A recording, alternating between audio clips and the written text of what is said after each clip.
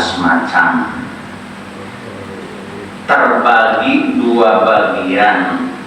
Satu bagian ada yang disebut dengan rukun qauli, yang kedua rukun fi'li. Rukun qauli itu rukun sholat yang diucapkan, yang dilafazkan. Ada 5 rukun qauli: takbiratul ihram, membaca suratul Fatihah, membaca tasyahud akhir, membaca sholawat pada duduk tasyahud akhir, kemudian yang kelimanya salam. Rukun fi'li ada 8. 1, niat. Niat termasuk rukun fi'li karena pekerjaan hati. Kemudian berdiri bagi orang yang mampu, ruku, i'tidal, 2 kali sujud, duduk antara 2 sujud, duduk tasyahud akhir, kemudian yang ke-8-nya tertib.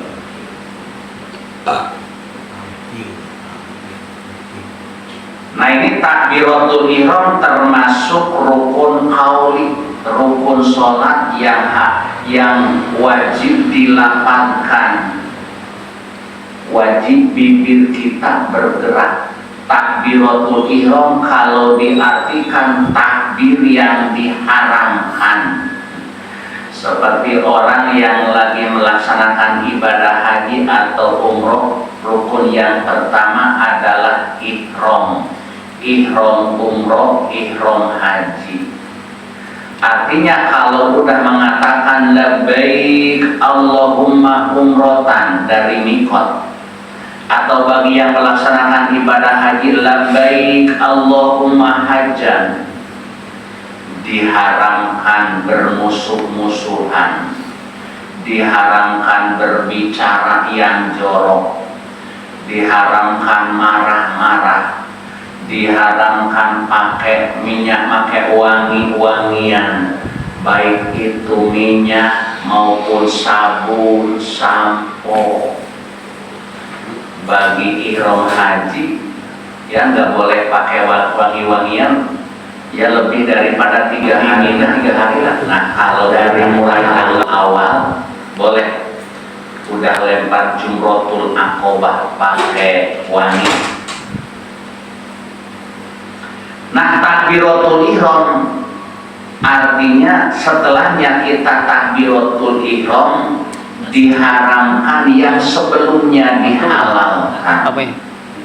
Sebelum takbiratul ihram ngobrol boleh, makan boleh, minum boleh, tapi kalau udah dilafazkan, udah diucapkan takbiratul ihram, kalimatnya Allahu Akbar,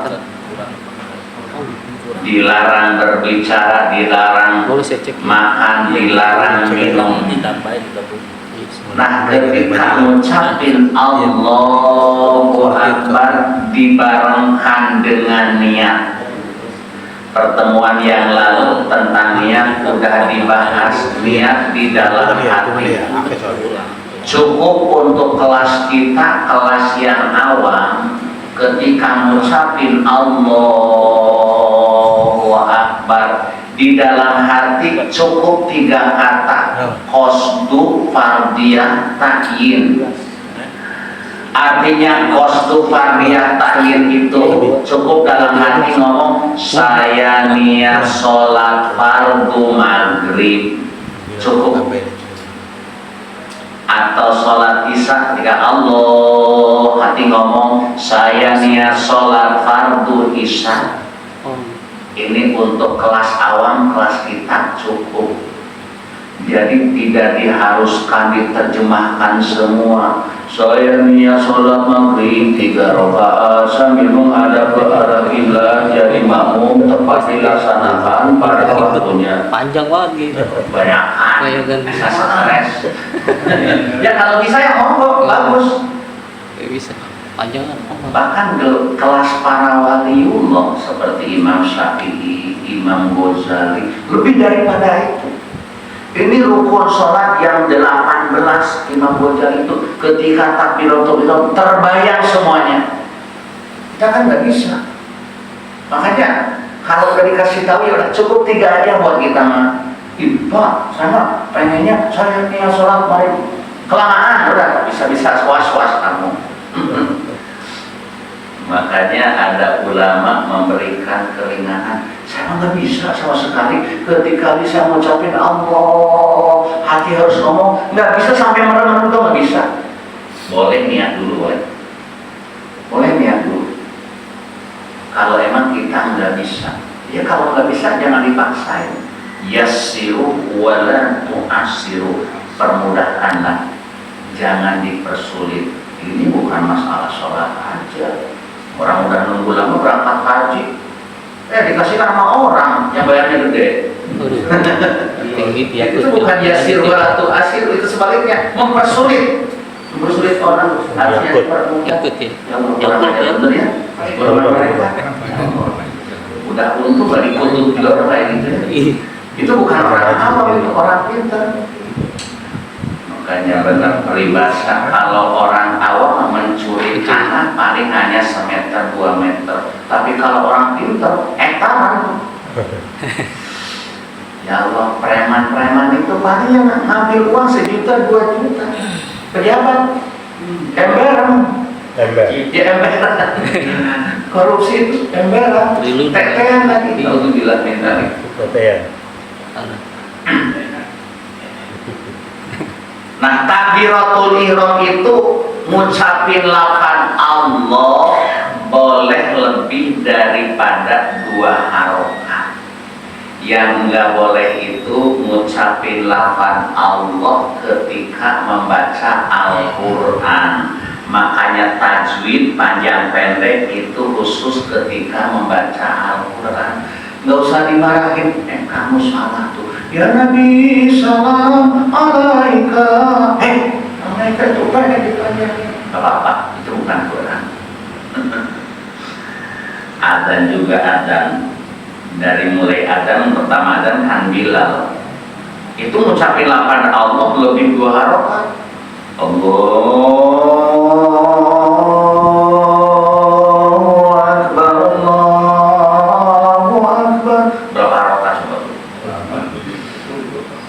Bagusnya adzan juga jangan aspun, jangan asal bunyi, harus ada sanad gurunya, silsilah gurunya. Jadi nadanya rendah dulu. Ini adzan suaranya macam wabang. Ini orang bakalan bokeh giliran saya Allah sholat. Ya rendah dulu. Namanya tarawih itu naik sedikit. Ya kan 2 kali. Nada yang kedua bagusnya napasnya panjang, kemudian suaranya juga lebih tinggi. Hayya 'alas shalah, hayya 'alas shalah, lebih tinggi dan napasnya lebih panjang. Karena seruan yang kedua itu memperkuat. Seperti kita nyuruh beli kopi, amanah kita, deh beli kopi, ini beli kopi, bukan? Ada keras, begitu juga ada. Jadi yang keduanya itu disunahkan, dianjurkan, nadanya lebih tinggi, napasnya juga lebih panjang. Ya, preman aja kan, kalau ngomong jawab apa tuh? Nah, takbiratul ihram itu kalimatnya Allahu Akbar. Hanya 1 kali setiap sholat takbiratul ihram.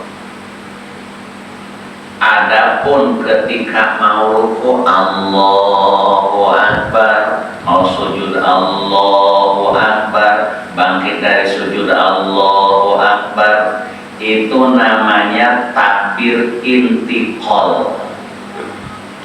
Apa intiqal? Pindah gerakan dari berdiri jongkok. Dari jongkok berdiri, dulunya kalimatnya Allahu Akbar, enggak sami Allahu liman hamidah. Mulai diganti sami Allahu liman hamidah pada suatu hari sahabat Abu Bakar Siddiq radhiyallahu anhu, beliau datangnya terlambat. Pas masuk ke masjid, Rasul lagi ngimamin, posisi lagi ruku. Abu Bakar masuk, alhamdulillah masih kebagian. Langsung dia berdiri dekat, Allahu Akbar. Bisa ikut ruku Abu Bakar Siddiq. Rasul mendapatkan wahyu ketika sholat. Jibril utusan Allah diperintahkan menyampaikan kepada Rasul Muhammad, bangkit dari ruku, bacaannya Sami'allahu liman hamidah. Di sini sami'ah bukan bimakna mendengar, bimakna taqabbala. Sami'allahu liman hamidah ay taqabbalallahu liman hamidah. Semoga Allah menerima pujiannya orang yang memuji kepada Allah. Siapa yang memuji kepada Allah? Abu Bakar. Begitu masuk, alhamdulillah masih kebagian. Allahu Akbar. Itu ketika sholat didoain oleh Rasul atas perintah Allah melalui Jibril, Muhammad bacaannya Sami'allahu liman hamidah. Semoga Allah menerima pujiannya orang yang memuji kepada Allah, yaitu Abu Bakar. Nah, dari situ berkembang hingga sampai sekarang bacaannya Sami'allahu liman hamidah. Kemudian mau sujud Allahu Akbar, itu takbir intiqal. Bangkit dari sujud Allahu Akbar, itu juga takbir intiqal.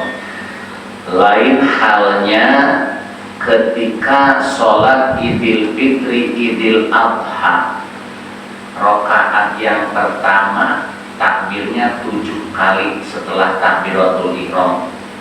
Rakaat yang kedua setelah takbir intiqal bangkit dari sujud, takbirnya 5 kali.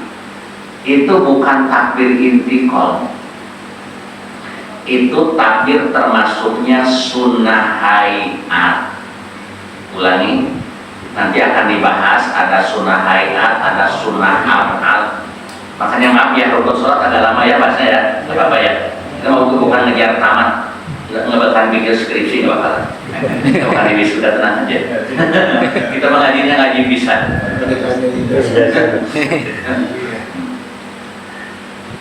Nah, adapun Idul Fitri, sholat Idul Fitri, rakaat pertama takbirnya 7 kali setelah takbiratul ihram, sebelum baca Fatihah, setelah baca doa iftitah, itu takbirnya sunnah hayat. Begitu juga rakaat kedua takbirnya 5 kali. Maka apabila imam lupa, udah baca Fatihah, Bismillahirrahmanirrahim, dan doa Subhanallah, terusin aja Alhamdulillahirabbil alamin, Subhanallah, terusin aja Subhanallah. Nggak berantem loh ya. Yang teriak-teriak sampai 3 kali baca Subhanallah, batal sholatnya. Batal. Karena ketika imam salah baca Subhanallah pun juga diniatin 2, niat zikir dan niat ngingetin. Sampai 3 kali emosi belum. Iya. Subhanallah, Subhanallah, Subhanallah, Subhanallah. Batal. Berarti itu mah udah jelas kita ngambek tuh. Ngambek. Lama aja usah diingetin udah nggak mau. Mundur nih. Sebaliknya, andaikan yang imam yang sholat sunnah Idul Fitri udah baca Bismillahirrahmanirrahim, Subhanallah, Allahu Akbar, batal. batal sholatnya. Kenapa? Takbir yang 7 kali hanya sunnah, sedangkan kalau udah baca Bismillahirrahmanirrahim itu udah memasuki rukun qauli ayat pertama daripada suratul Fatihah. Nah, ini ingetin. Dan memang jarang membahas seperti ini. Jadi andaikan imamnya lupa udah baca Fatihah, tiba-tiba dari belakang subhanallah, lupa, kalau pakai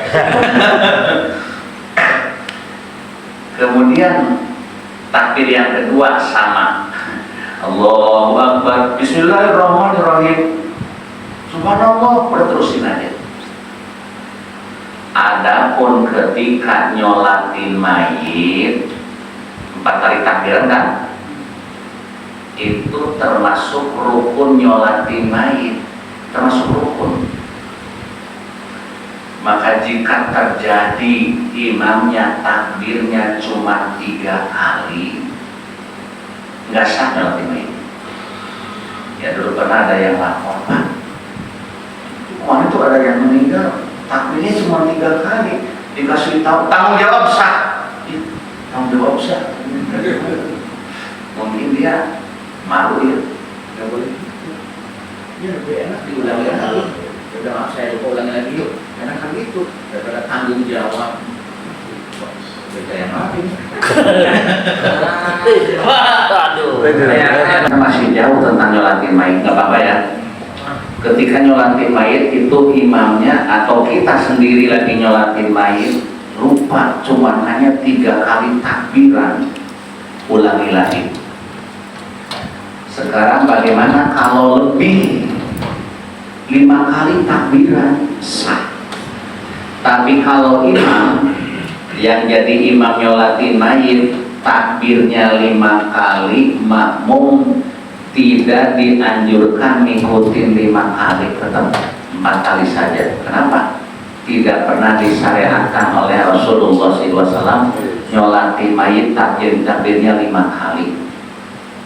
Ini mumpung ingat nih kaifiat nyolatin mayit, karena kayaknya masih 2 tahun lagi kalau nyolatin mayit ini. Keberupaan fardu kifayatin makmuma lillahi ta'ala. Kalau jadi makmum, atau biar langsung paham deh pakai bahasa kita aja ketika takbiratul ihram, Allah saya niat nyolatin mayit 4 kali takbir jadi makmum. 4 kali takbir, pertama takbiratul ihram, kemudian baca Fatihah, nggak usah doa iftitah, nggak usah nyolatin mayit, langsung aja Fatihah sampai waladhdallin, Allahu Akbar, udah 2 kali tuh. Kemudian baca sholawat, Allahumma sholli ala Sayyidina Muhammad wa ala ali Sayyidina Muhammad kama shollaita ala Sayyidina Ibrahim wa ala ali Sayyidina Ibrahim wa barik ala Sayyidina Muhammad wa ala ali Sayyidina Muhammad kama barakta ala Sayyidina Ibrahim wa ala ali Sayyidina Ibrahim fil alamin innaka Hamidum Majid. Allahu Akbar. 3 kali kan? Kemudian minimal baca doanya Allahumma gfirlahu warhamhu wa'afihi wa'fu anhu. Allahu Akbar. Udah 4 kali takbiran langsung salam, cukup. Tapi guru-guru kita ngajarin lagi doanya 2 kali ya.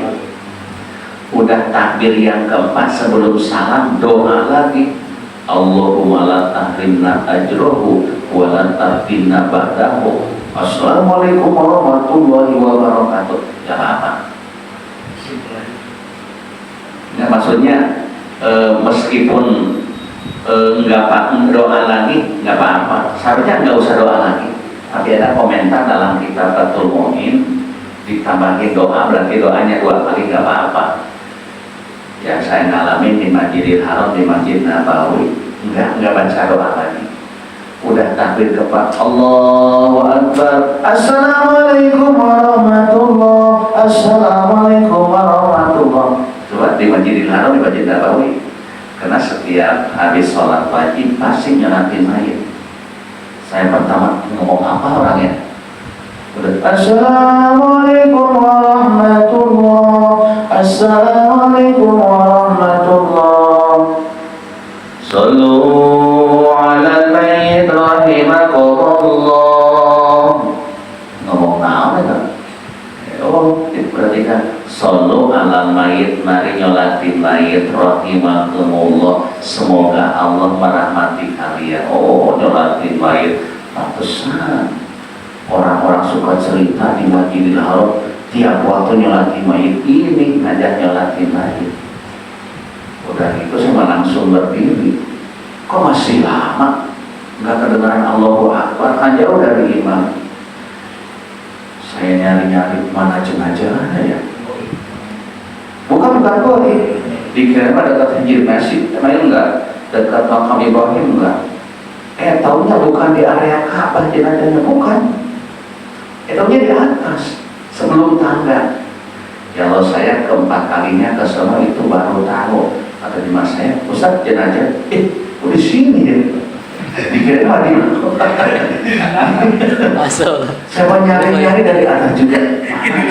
Katanya banyak yang mati setiap hari. Belum pernah lihat. Itu Bapak keempat kalinya ke Mekah baru Ustaz jenazah. Masuk ini langsung saya videoin. Dari belakang laskar, mau, ya haji mau, orang nggak boleh saya pernah ngitung tuh, mulai ketahuan dohor 5 jenazah, asar 4, maghrib 5. Itu bukan musim haji, apalagi musim haji mungkin banyak ya, panen juga kuburan ya.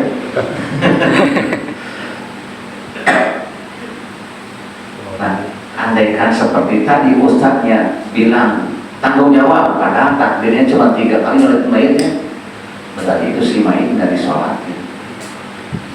Nah, kita yang tahu untuk nutupin kekecewaan dia, mungkin malu. Ada juga kan yang gengsi, ustadz nggak mau dibenerin. Udah kita nyolatin aja di kuburan, mayitnya udah dikubur, silakan, boleh. Nyolatin mayitnya udah dikubur. Saya juga ketika ibu saya meninggal dunia, kenapa saya pulang ke kampung, ya Allah jenazah lagi dibawa ke kuburan. Nah, di kampung nggak ada ambulan, drivernya jalannya segini, naik motor lagi. Ya udah saya hampir pingsan. Udah 1 jam, udah pikiran tenang. Ya saya ngajak keponakan. Kemana yuk? Ayo bang, sholat bang. Ya sholat di mana? Ambil wudhu. Ya sholat di kuburan, boleh. Andaikan kita yakin sandal kita ada najisnya, sandalnya nggak usah dipakai. Telapak kaki kita injakin aja di atas sandalnya, paham nggak? Jadi sandalnya nggak dipakai, udah diinjak aja. Maka dari itu, andaikan di bawah ini ada bangkai kecoa atau bangkai tikus tapi nggak basah, nggak apa-apa, karena najisnya di bawah kecuali basah. Lagi sholat mayit ya, bapak. Takbir. Jadi takbiratul ihram itu hanya 1 kali. Maka nanti ada komentar para ulama. Jika kita timbul keraguan-raguan udah selesai sholat, tadi takbiratul ihram kan ya? Ingat-ingat udah selesai aja. Jika timbul keraguan-raguan, apalagi yakin timbul keraguan-raguan tentang takbiratul ihram, sholatnya wajib diulangi dari pertama. Lain halnya timbul keraguan-raguan tentang bacaan Fatihah, udah dianggapnya sah. Kenapa? Karena Fatihah setiap rakaat dibaca. Kecuali kalau yakin. Kan kalau keraguan-raguan hanya 50% keyakinan antara iya dan tidak. Baca Fatihah enggak ya? Tadi baca Fatihah enggak? Baca, yakin. Tapi kalau yakin nggak baca Fatihah, ini gimana jika kejadian perasaan sholat cepet amat sholat asar. Apa? Baru 3 rakaat. Apa tadi nggak baca Fatihah? Ada perasaan cepet amat.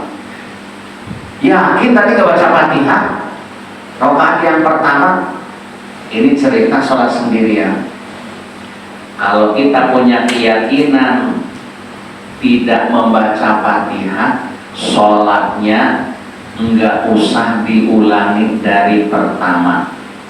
Kalau waktunya belum lama, badan masih menghadap ke arah kiblat, tinggal berdiri, nambahin 1 rakaat. Baca Fatihah, ruku, i'tidal, sujud, tasyahud akhir. Kemudian sebelum salam sujud sahwi. Tapi kalau waktunya udah lama, udah baca tasbih, tahmid, takbir, tahlil, udah doa, ya Allah berikan rezeki yang banyak, ya Allah mau bikin kontrakan 100 pintu. Wah langsung lagi, sholat baru 3 rakaat nih, baru ingat. Kalau waktunya udah lama, meskipun masih menghadap ke kiblat, sholat wajib diulang lagi, karena waktunya udah lama. Atau waktunya belum lama tapi udah ngobrol, udah belok dari kiblat, baru assalamualaikum warahmatullah, assalamualaikum warahmatullah. Sebelum itu HP bunyi ya, coba ambil. Sholat baru 3 rakaat. Kalau udah ngomong, meskipun waktunya belum lama, sholatnya ulang lagi. Ini pasti terjadi pada masalahnya. Itu kayak masalah sepele. Ya pernah juga ada yang nanya, ini bingung Pak, saya gimana? Kenapa? Saya yakin sholat baru 3 rakaat. Saya ulang lagi dari pertama. Kata saya, sampai ingatnya itu waktu udah lama belum? Belum. Udah belok dari kiblat? Belum. Tinggal tambahin 1 rakaat lagi. Mau nggak nanti lupa lagi? Masa lupa bisa ditawar? Jangan akan terjadi lagi.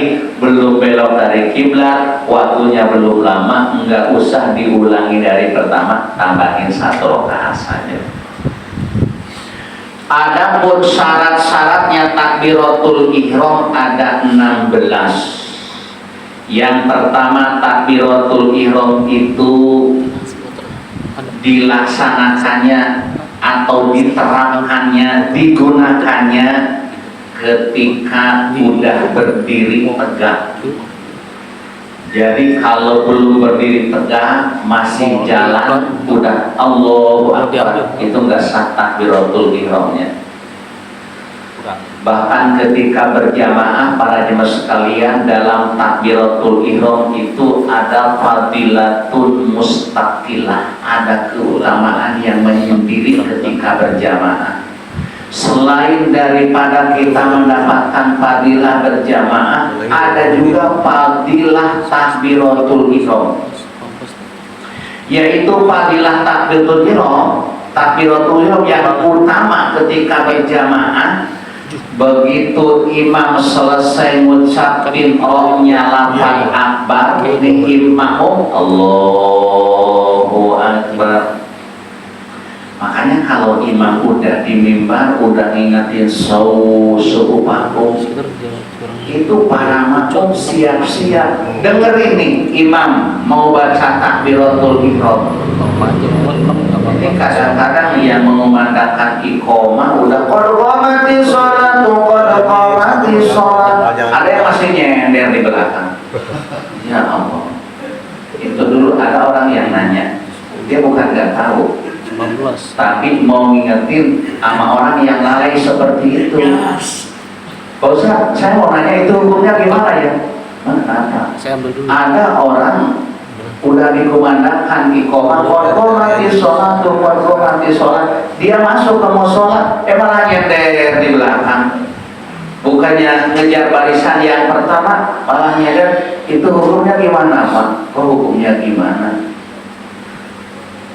Gambaran orang seperti itu adalah gambaran orang munafik. Nah, orang munafik seperti itu bukan kata saya, kata Allah dalam Al-Quran.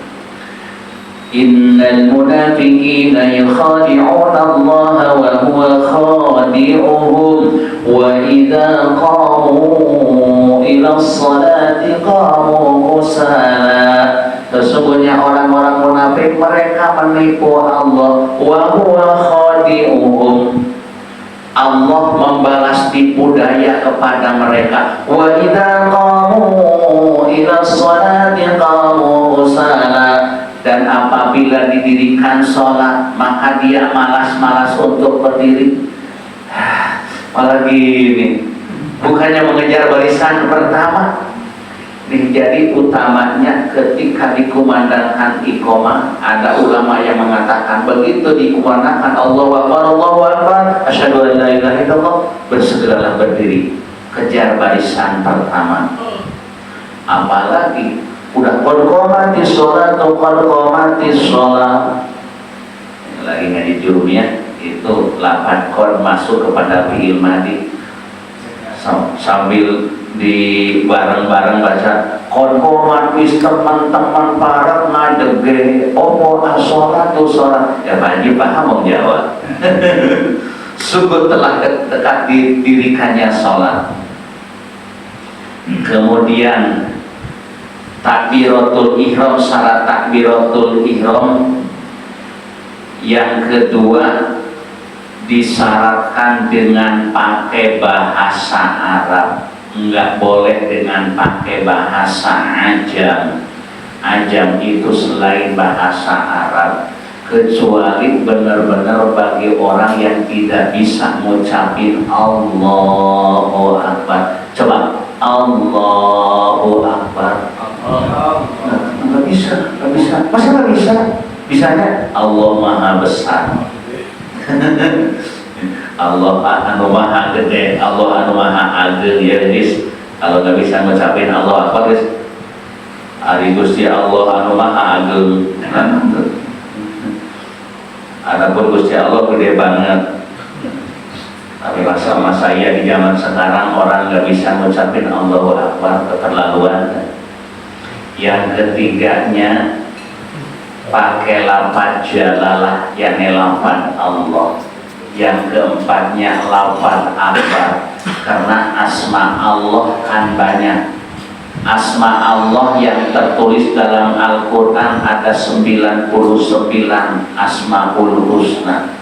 Semuanya asma Allah itu ada 100. Yang 99 tertulis dalam Al-Quran, yang satu dirahasiakan, namanya Ismul A'zam. Kenapa dirahasiakan? Itu biasanya dibaca oleh para nabi, para rasul, para waliullah. Ya kenapa dirahasiakan? Karena jika orang membaca Ismul A'zam, itu doanya itu sejeduk betul, sekecap nyoto, cepat diijabah. Setiap orang membaca Ismul A'zam pasti doanya diijabah. Kan itu yang kita harapkan. Ya kalau kita bisa bersyukur. Kalau kita nggak bisa bersyukur, bahaya menimpa kita. Ya makanya pada jemaah sekalian, kalau kita ngamalin suatu bacaan, dikasih tahu biar banyak rezeki, amalin ya. Padahal kita udah 40 hari, bahkan udah 4 tahun diamalin, tadi kabur. Ini benar apa bohong nih? Itu benar. Tapi saya udah 4 tahun dari kabur. Allah Maha tahu. Karena permintaannya saya kan gede banget. Ya Allah, turunkan duit 1 karung 100 ribuan. Kalau dikabul oleh Allah mau kemana? Mati. Kemudian yang kelimanya disyaratkan tertib, lafaz Allah dulu kemudian akbar. Yang keenamnya lafaz Allah hamzahnya tidak boleh dibaca panjang karena bisa merubah makna. Allahu Akbar, Allah Maha Besar. Tapi kalau Allahu Akbar itu nanya, istifham, apakah Allah itu Maha Besar? Jika nanya, Ya, dulu di kampung suka dengar mungkin ya masyarakat awam. Orang-orang dulu itu di kampung huruf Quran gak begitu paham karena hafalan saja. Kalau takbiran Allahu Akbar, Allahu Akbar, Allahu Akbar, rusak-rusak. Mulai saya mukim, mulai diberesin, saya mikir ini gimana caranya. Sedangkan yang mimpin tahlil itu kiai. Ya Allah, bacaan qul aja Bismillahirrahmanirrahim qul huwallahu ahad Allahu shamad lam yalid wa lam yulad wa lam yakul lahu kufuwan ahad. Bukan kan rusak itu. Bapak guru baca qul huwallahu. Ya akhirnya saya disuruh maju sama abang saya itu masih bujangan sedikit-sedikit. Tapi kan sekarang pada pas saya bacanya. Ya belum lama ini, belum tahun 90-an saya mukim di kampung. Ya untungnya di kampung saya ada yang nuntun abang saya. Maaf di kampung kalau tampil di masyarakat bukan keturunan kiai udah pada dibenci di masyarakat. Karena siapa lu? Ya untung ya bapak saya bukan kiai sih, orang biasa. Cuman abang saya alhamdulillah bisa ngaji jadi pimpinan di masyarakat. Nah dia udah tua, nuntun saya. Tapi masyarakat pada sadar, meskipun banyak juga serangan-serangan batin. Kemarin cerita di rumah saya, ya abang sepupu yang bilang dia mau udah paham di kampung saya. Ini pendatang, kiai yang satu orang Majalengka, yang satu orang Tasik, dan cerita hidup di kampung saya. Yang datang itu seringnya ular katanya. Serangan goib sampai di videoin masa pulang naik keramik di masjid kan dia mau menghidupkan masjid baru tuh penghadi tuh ular tuh di videoin benar itu ular. Yang satu lagi nikah sama adik sepupu mungkin dia yang iri pas saya dari sini dia dari sini. Dan emang saya mohon kepada Allah, ya Allah, tunjukilah orang yang benci sama saya. Bener, pas belokan di sekolah katanya, langsung bisikin sama kuping saya, Kiai hebat, Kiai Jawara nggak kena ya, masih ada lu kayak gitu ya. Emang gak apa-apa Masih.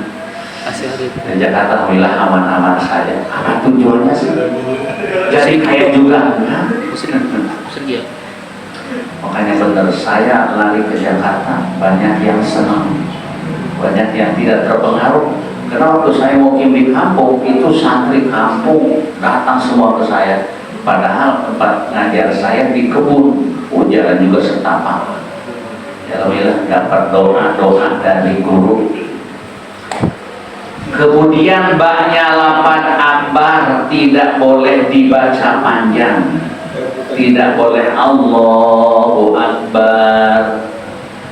Karena kalau Allahu Akbar, Allah Maha Besar. Kalau baknya dibaca panjang, itu maknanya ismun litiblil kabir, nama kendang yang besar, yang kulitnya cuma hanya satu. Namanya di saya dodo atau bedudu, yang kulitnya satu. Itu bahasa Arabnya akbar, masa Allah bedu, naudzubillah min dzalik. Dan yang kedelapannya tidak boleh baknya itu pakai tasdid Allahu Akbar. Yang ke-10 disyaratkan sebelum lafaz jalalah tidak boleh pakai waw, tidak boleh baca wallahu akbar, karena itu namanya waw huruf atau tidak ada kalimat sebelumnya. Yang ke-11 tidak boleh berhenti antara dua kalimat, berhenti yang panjang, yang lama maupun sebentar. Begini tidak boleh Allah Akbar, nggak boleh. Jadi kudu nyambung terus dari mulai 8 Allah sampai 8 Akbar. Sehingga di sini disebutkan disunahkan ketika ngucapin lapan Allah itu lapan Allahnya dibaca panjang. Wa yustaratu ala yamuda faqasabi alifatin. Disyaratkan lapan Allah itu dibaca jangan sampai melebihi sampai 7 alif. Jadi maksimal sampai 7 alif. 7 alif itu 14 harokat. Dalam rangka untuk memantapkan niat, boleh baca banyak Allahu Akbar. Makanya sebelum takbiratul ihram persiapan, ingat-ingat ini mau sholat apa nih? Ini mau sholat isya, ingat-ingat dulu biar gak kepanjangan mengucapkan lapan Allahnya. Itu mungkin orang yang fanatik sama usul giliran Allah tuh kan gara-gara nggak disebutin. Coba kalau disebutin usolli fardhol isya itu kan baru saja disebutin masa lupa. Yang ke-12-nya ngucapin takbiratul ihram itu disyaratkan kedengaran oleh dirinya sendiri. Allahu Akbar. Jadi kalau tidak bersuara nggak sah, apalagi bibirnya rapat. Karena huruf yang pertama ketika ngucapin lapan Allah itu hamzah.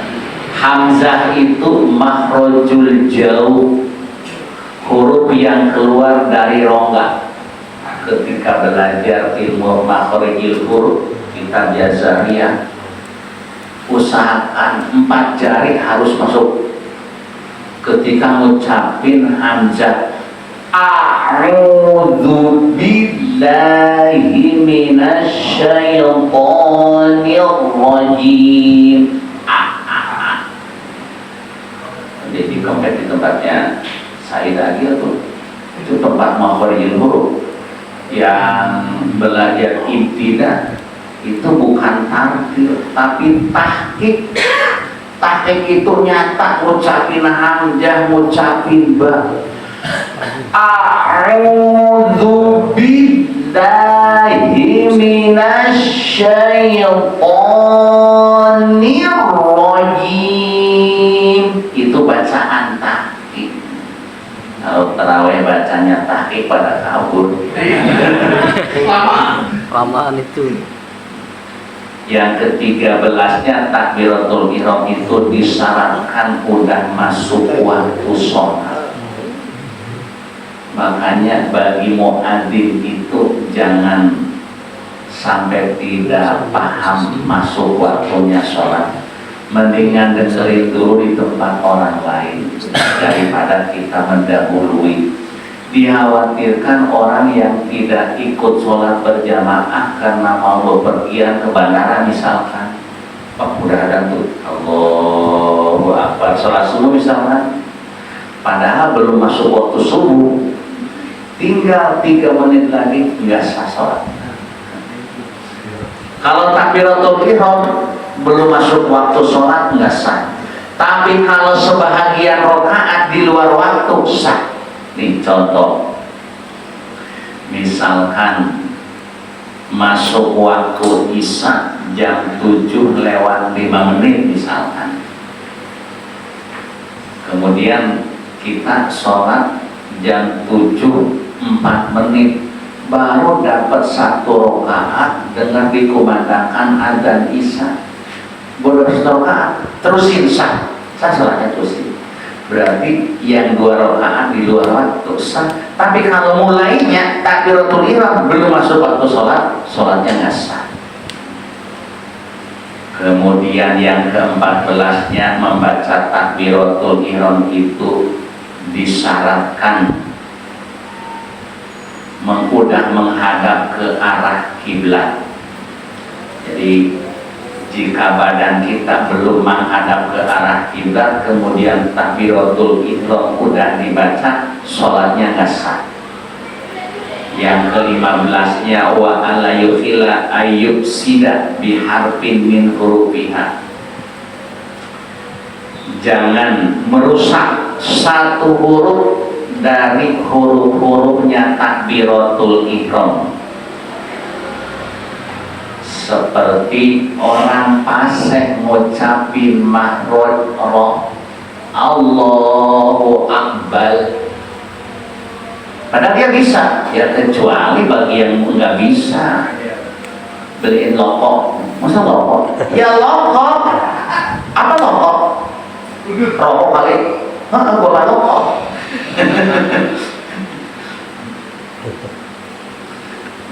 Dulu sering cerita lagi ngaji Quran, orang yang sumbing kan, ya kan beda. Bakna. Kebenaran gurunya lagi, bak gua sama lu beda. Bak, bener tuh. Dia kan gak bisa rapet. Yang terakhir syarat takbiratul ihram itu makmum takbiratul ihramnya disyaratkan udah selesai takbiratul ihramnya imam. Jadi andaikan ada yang bareng satu huruf aja bacaan takbiratul ihram makmum dengan imam, misalkan imam baru sampai Allahu Akbar, itu di belakang udah ada Allahu Akbar, itu nggak sah makmum karena ngebarengin takbiratul ihramnya imam. Maka takbiratul ihramnya makmum itu yang paling afdol jika imam udah selesai ngucapin makhraj baru imam Allahu Akbar. Ini kadang-kadang dia ada di tempat itu di barisan, imam udah Allahu Akbar, tengok kanan tengok kiri, itu hilang keutamaan berjamaah. Orang mah udah siap-siap dengerin takbiratul ihramnya imam, kadang-kadang benerin HP dulu, pura-pura ada kawan anu itu kayak kan dia sholat berjamaah ya. Sadaqallahul-adzim, maaf kebablasan.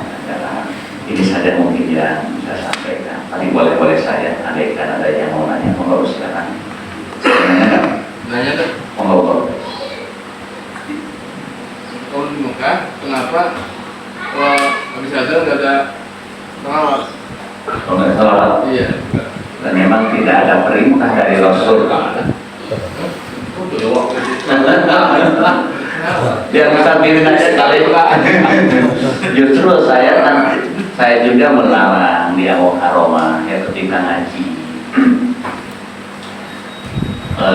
Yang pertamanya ya saya ambil dari hadis, jangankan baca sholawat, hukumnya haram orang baca Al-Quran sekiranya mengganggu orang yang lagi sholat dan mengganggu orang yang lagi tidur.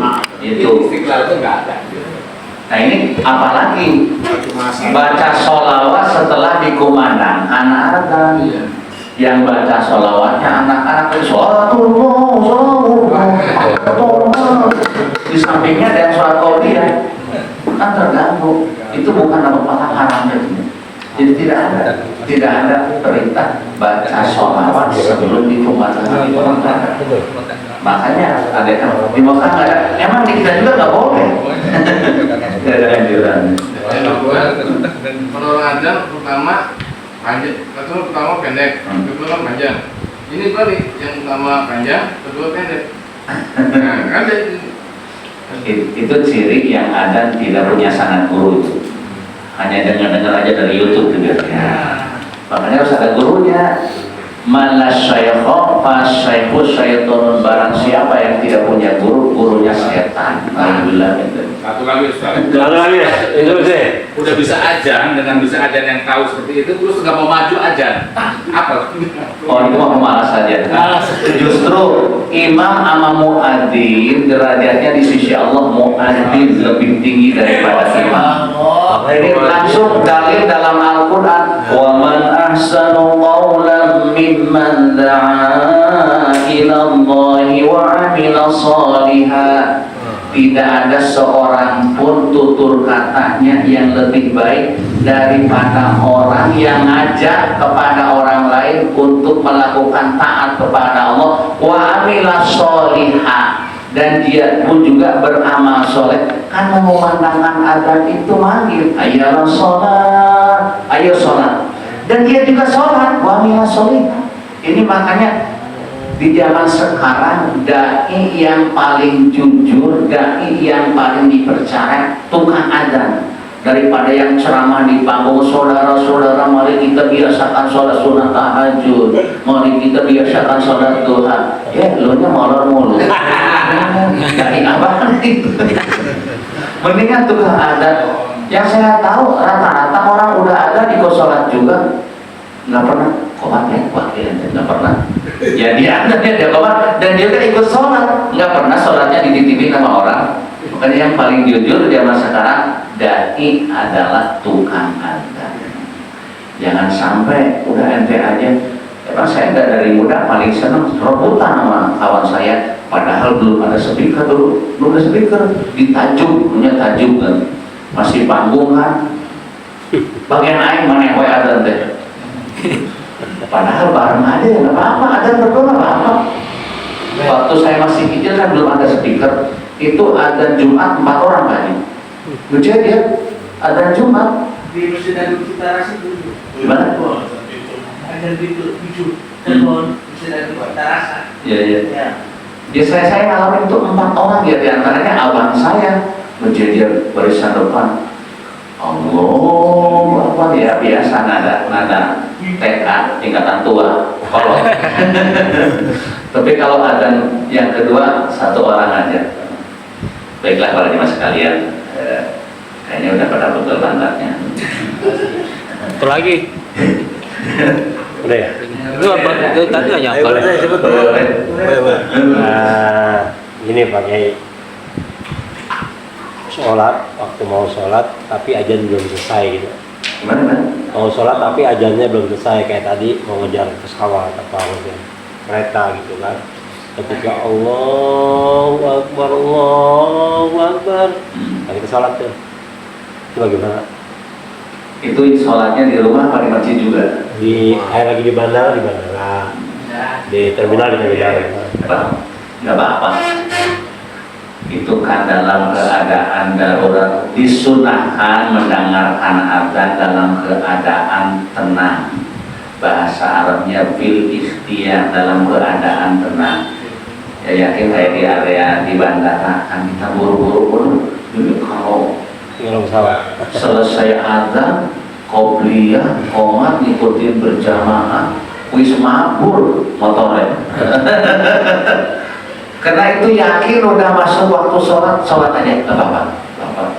Atau jangankan di bandara, wah ini mau ke Surabaya, nggak berjamaah subuh di rumah aja, nunggu di pemandangan adzan subuh, kedengaran dalam karuan, Allahu Akbar. Kita di rumah kan belum berangkat, udah silakan sholat aja di rumah, nggak usah nunggu selesai, karena ini waktu penting juga, paham ya? Karena yakin itu udah masuk waktu sholat. Mari kita bacakan suratul Fatihah. Kita tujukan untuk almarhumah Bapak Andreas bin Asmadi, kemudian almarhumah Ipa binti Baikem binti Arso, kemudian Asa bin Agus Setiawan, umumnya muslimin muslimat yang telah mendahului kita, mudah-mudahan mereka dilapangkan di atas kuburnya, diterima amal ibadahnya, diampuni segala dosanya, dan kita doakan juga keluarganya almarhum Bapak Andreas dan yang lainnya. Mudah-mudahan Allah berikan kemudahan dalam segala urusannya, baik itu urusan dunia maupun urusan akhirat, dan mudah-mudahan kita semuanya Allah berikan kesehatan, berikan kekuatan, terutama kekuatan iman dan Islam. Al-Fatihah. A'udzubillahi minasyaitonir rajim. Bismillahirrahmanirrahim. Alhamdulillahirabbil alamin arrahmanir rahim maliki yaumiddin. Iyyaka na'budu wa iyyaka nasta'in. Ihdinas siratal mustaqim. Shiratal ladzina an'amta 'alaihim ghairil maghdubi 'alaihim waladdallin. amin wa'afwana ya karim wa'afwana ya karim wa'afwana ya karim.